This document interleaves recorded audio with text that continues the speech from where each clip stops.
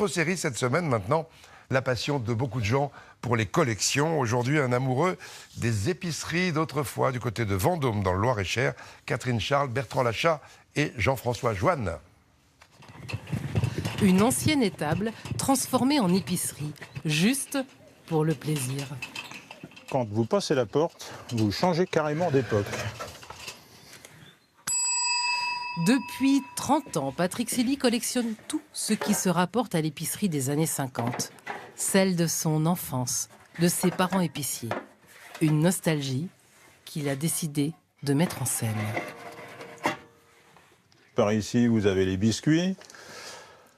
En dessous, vous avez les pâtes, tapioca farine.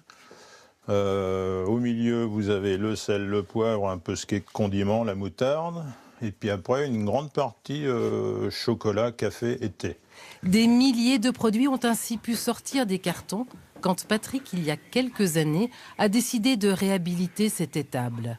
Elle est aujourd'hui, dans les moindres détails, une réplique d'épicerie de campagne. Ici, vous avez donc le téléphone pour réceptionner les commandes, le tableau avec les boutons qui commandent les lumières dans la boutique, l'extincteur d'époque. Quand vous faisiez le compte du client, vous aviez la petite cloche qui sonnait. Ah, ce bruit, c'est quelque chose, hein?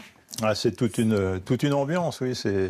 C'est des bruits qu'on ne connaît plus.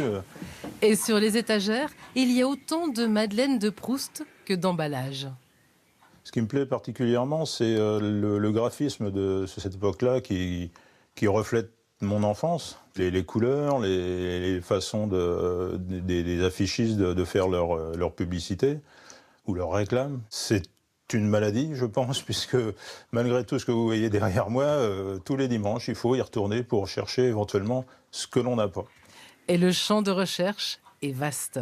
Les boîtes à œufs, les bocaux de bonbons et ainsi de suite. À l'époque, épicerie rimait avec droguerie ou bazar. On y trouvait de tout. Une tourniquette pour faire la vinaigrette, un bel aérateur pour bouffer les odeurs. À l'épicerie, on vient y remplir son filet à commission, mais aussi boire un verre ou taper le carton. C'est le lieu stratégique du village.